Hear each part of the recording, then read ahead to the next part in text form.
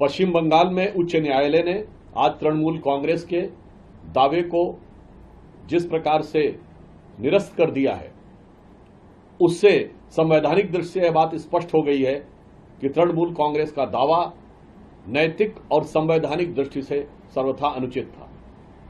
परंतु यह प्रक्रिया कई राजनीतिक सवाल भी उठाती है। हम सवाल पूछना चाहते हैं तृणमूल कांग्रेस से। भारतीय जनता पार्टी यह पूछना चाहती है कि ममता जी, कृपया ये बताइए कि भारत के इतिहास में ऐसा पहला मौका है जब किसी निजी संस्थान के बचाव के लिए कोई राजनीतिक दल उतरा हो। यदि आपका यह कहना सही है कि आपकी पार्टी की सारी स्ट्रेटजी एक निजी संस्थान के पास थी, इसका अर्थ यह हुआ कि तृणमूल कांग्रेस का शीर्ष नेतृत्व मानता है कि उसके समस्त वरिष्ठ नेता कार्यकर्ता नाकारा हैं और वह रणनीति बनाने में पूर्णतः अक्षम है। दूसरा विषय, यदि उसके बाद भी उनको यह लगा कि उस संस्थान में उनके पास कोई संवेदनशील जानकारी थी, तो ममता जी ने अपनी पुलिस पर भी भरोसा नहीं किया। अर्थात पश्चिम बंगाल की सरकार यह मानती है कि उनका खुद की पुलिस भरोसे के लायक नहीं है, इसलिए ममता जी स्वयं जाकर वहां पर उपस्थित हुई। तीसरा बिंदु, ममता जी ने वहां से फाइल उठाने के लिए अपने किसी निजी स्टाफ पर भी भरोसा नहीं किया और खुद अपने हाथ से जाकर फाइल ली। अर्थात ममता बनर्जी जी का विश्वास अपने निजी स्टाफ पर भी नहीं है।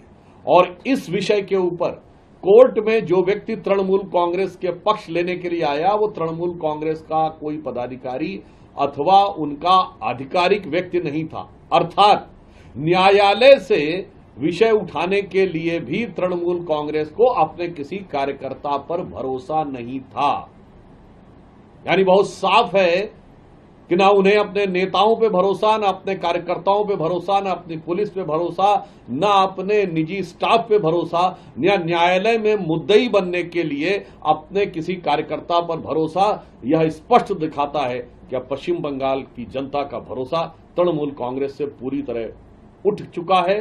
और इस बात को साफ साफ समझते हुए तृणमूल कांग्रेस की सरकार और मुख्यमंत्री ममता बनर्जी जी बहुत असहज होकर बौखलाहट में इस प्रकार के कार्य कर रही हैं, जो नैतिक और राजनीतिक दृष्टि से तो अनुचित है ही, संवैधानिक दृष्टि से। और मैं पूछना चाहता हूं इंडी गठबंधन के लोगों से कि न्यायालय की प्रक्रिया में हंगामा करके बाधा डालने का प्रयास, तो वहीं तमिलनाडु में अगर निर्णय अनुकूल न आए तो न्यायाधीश के विरुद्ध इंपीचमेंट लाने का प्रयास, क्या इससे संविधान खतरे में है या नहीं? यह दर्शाता है कि देश की जनता भली भांति समझे कि इंडी गठबंधन का नेतृत्व, इंडी गठबंधन के दल जहां जहां भी सत्ता में है, वहां संविधान खतरे में है। पश्चिम बंगाल में उच्च न्यायालय ने आज तृणमूल कांग्रेस के दावे को जिस प्रकार से निरस्त कर दिया है, उससे संवैधानिक दृष्टि से यह बात स्पष्ट हो गई है कि तृणमूल कांग्रेस का दावा नैतिक और संवैधानिक दृष्टि से सर्वथा अनुचित था। परंतु यह प्रक्रिया कई राजनीतिक सवाल भी उठाती है। हम सवाल पूछना चाहते हैं तृणमूल कांग्रेस से। भारतीय जनता पार्टी यह पूछना चाहती है कि ममता जी, कृपया ये बताइए कि भारत के इतिहास में ऐसा पहला मौका है जब किसी निजी संस्थान के बचाव के लिए कोई राजनीतिक दल उतरा हो। यदि आपका यह कहना सही है कि आपकी पार्टी की सारी स्ट्रेटजी एक निजी संस्थान के पास थी, इसका अर्थ यह हुआ कि तृणमूल कांग्रेस का शीर्ष नेतृत्व मानता है कि उसके समस्त वरिष्ठ नेता कार्यकर्ता नाकारा हैं और वह रणनीति बनाने में पूर्णतः अक्षम है।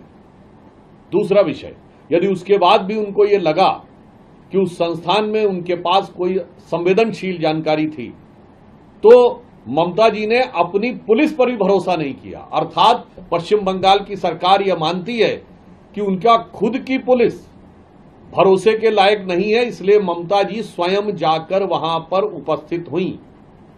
तीसरा बिंदु, ममता जी ने वहां से फाइल उठाने के लिए अपने किसी निजी स्टाफ पर भी भरोसा नहीं किया और खुद अपने हाथ से जाकर फाइल ली। अर्थात ममता बनर्जी जी का विश्वास अपने निजी स्टाफ पर भी नहीं है। और इस विषय के ऊपर कोर्ट में जो व्यक्ति तृणमूल कांग्रेस के पक्ष लेने के लिए आया वो तृणमूल कांग्रेस का कोई पदाधिकारी अथवा उनका आधिकारिक व्यक्ति नहीं था। अर्थात न्यायालय से विषय उठाने के लिए भी तृणमूल कांग्रेस को अपने किसी कार्यकर्ता पर भरोसा नहीं था।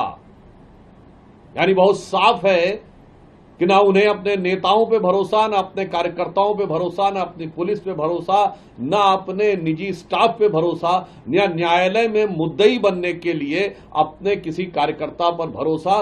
यह स्पष्ट दिखाता है कि अब पश्चिम बंगाल की जनता का भरोसा तृणमूल कांग्रेस से पूरी तरह उठ चुका है। और इस बात को साफ साफ समझते हुए तृणमूल कांग्रेस की सरकार और मुख्यमंत्री ममता बनर्जी जी बहुत असहज होकर बौखलाहट में इस प्रकार के कार्य कर रही हैं जो नैतिक और राजनीतिक दृष्टि से तो अनुचित है ही, संवैधानिक दृष्टि से। और मैं पूछना चाहता हूं इंडी गठबंधन के लोगों से कि न्यायालय की प्रक्रिया में हंगामा करके बाधा डालने का प्रयास, तो वहीं तमिलनाडु में अगर निर्णय अनुकूल न आए तो न्यायाधीश के विरुद्ध इंपीचमेंट लाने का प्रयास, क्या इससे संविधान खतरे में है या नहीं? यह दर्शाता है कि देश की जनता भली भांति समझे कि इंडी गठबंधन का नेतृत्व, इंडी गठबंधन के दल जहां जहां भी सत्ता में है वहां संविधान खतरे में है।